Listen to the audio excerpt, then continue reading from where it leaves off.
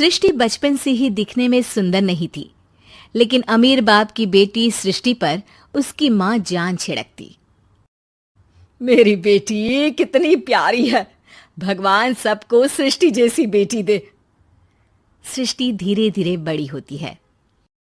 एक दिन सृष्टि की सहेली कहती है, तू दिखने में कितनी अजीब सी है, लेकिन मैं जानती हूँ हम सब में सबसे अच्छी शादी तो तेरी ही होगी।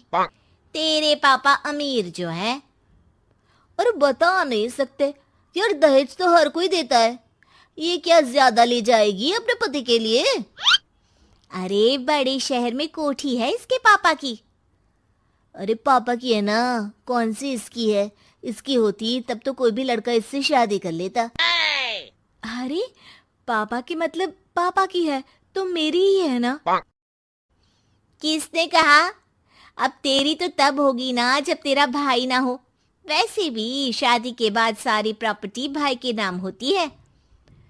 सृष्टि समझ जाती है कि उसे किसी भी हालत में माँ बाप की सारी प्रॉपर्टी को अपने नाम करना है, लेकिन कैसे? एक दिन सृष्टि का भाई शीनू कहता है, बहन क्या कर रही है? तुझसे एक बात करनी है। अरे हाँ हाँ करना, मैं तो तेरी बहन हूँ। बहन मेरी लाइफ में ना एक लड़की है, बहुत अच्छी है। मैं सोच रहा हूँ माँ और पापा से बात करूँ शादी के लिए। सृष्टि को समझ में आ जाता है कि भाई की शादी होते ही भाभी उसे एक दिन भी घर में बर्दाश्त नहीं करेगी।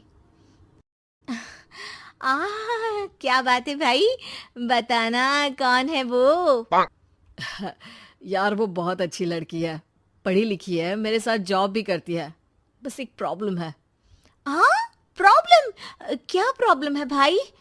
यार वो शादीशुदा है, लेकिन उसके पति ने उसे सिर्फ इसलिए छोड़ दिया क्योंकि उसके माँ बाप दहेज नहीं दे पाए। सृष्टि ये सुनकर न जाने क्यों खुश हो जाती है।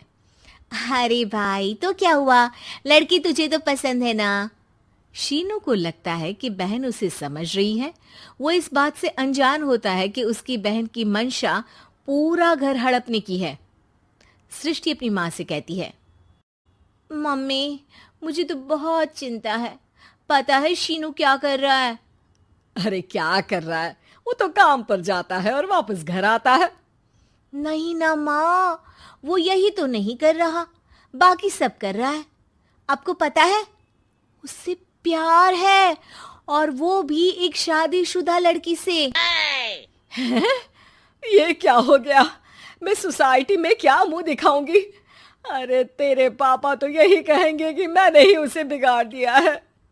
माँ देखो, मेरी बात मानो, पापा पर भी विश्वास करने की जरूरत नहीं है।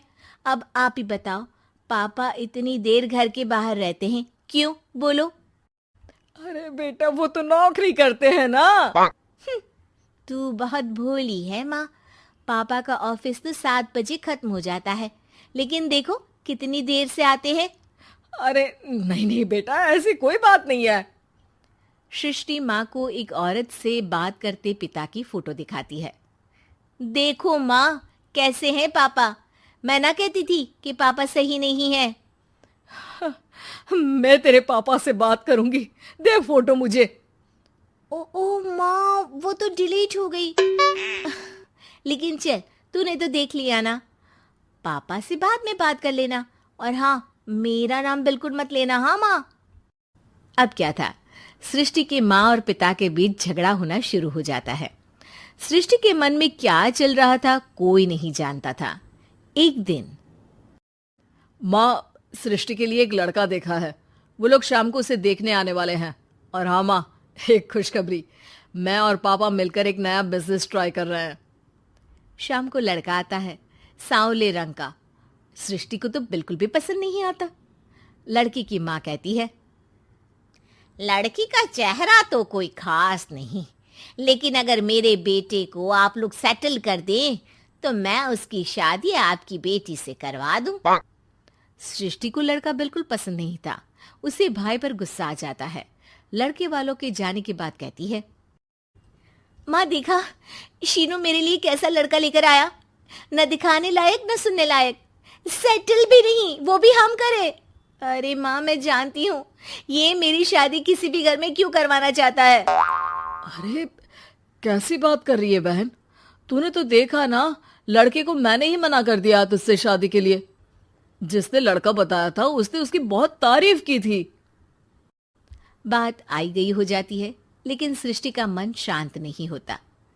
क्या करूं, कुछ समझ में नहीं आ रहा। मेरी शादी हो गई तो ये लोग पूरी प्रॉपर्टी शीनू के नाम कर देंगे, मेरे हाथ तो कुछ लगेगा ही नहीं। तभी सृष्टि को आइडिया आता है। वो किसी वकील को फोन करती है। जी देखिए, अगर आपके मम्मी पापा का तलाक हो जाता है तो आपके पिता की आधी प्रॉपर्टी आपकी माँ के नाम हो जाएगी, फिर उसे वो किसी को भी दे सकती है। सृष्टि अब माँ को बेटे के खिलाफ भरती है।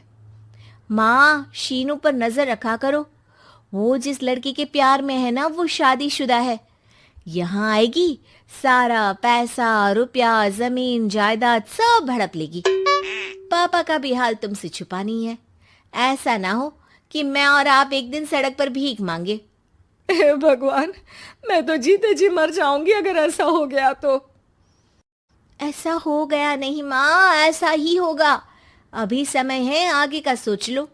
मैं तो कहती हूँ पापा से आधी प्रॉपर्टी लेकर अलग हो जाओ। पापा की आधी प्रॉपर्टी भी हम लोगों को अगर मिल जाती है ना तो अगले 7 जन्म सफल समझो। बेचारी माँ बेटी के कहने पर पति से तलाक लेकर अलग हो जाती है। सृष्टि अब पैसों से गाड़ी और अपने दूसरे महंगे शौक पूरे करने लगी। उसके दोस्त भी उसके पैसे इस्तेमाल करते।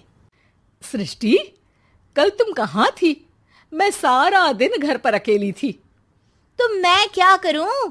मैंने ठेका तो नहीं लिया है ना तुम्हें संभालने का। माँ को सृष्टि से ये उम्मीद नहीं थी। वो बैठकर रोने लगती है। वहीं उसका पति यानी कि सृष्टि के पिता आ जाते हैं। मैं जानता था कि तुम्हारा यही हाल होगा, तो आपने मुझे रोका क्यों नहीं? मैं रोकता तो तुम रुकती क्या? सृष्टि के कहने पर तुमने मुझ पर, अपने बेटे पर शक किया, लेकिन तुम ये भूल गई कि कैसे हम दोनों ने मिलकर जीवन में इतना सब खड़ा किया। माँ पति के गले लग जाती है। मुझे माफ कर दीजिए, मैंने आपकी कमाई का एक बड़ा हिस्सा गवा दिया। कोई बात नहीं, तुम साथ हो तो मैं ऐसी 7 प्रॉपर्टी खड़ी कर दूंगा। तभी वहां सृष्टि आ जाती है रोते हुए। माँ, मयंक ने मुझे छोड़ दिया। वो बोल रहा था जब तक मेरे पास पैसे थे तब तक ही वो मेरे साथ था। पापा, माँ, मुझे माफ कर दीजिए।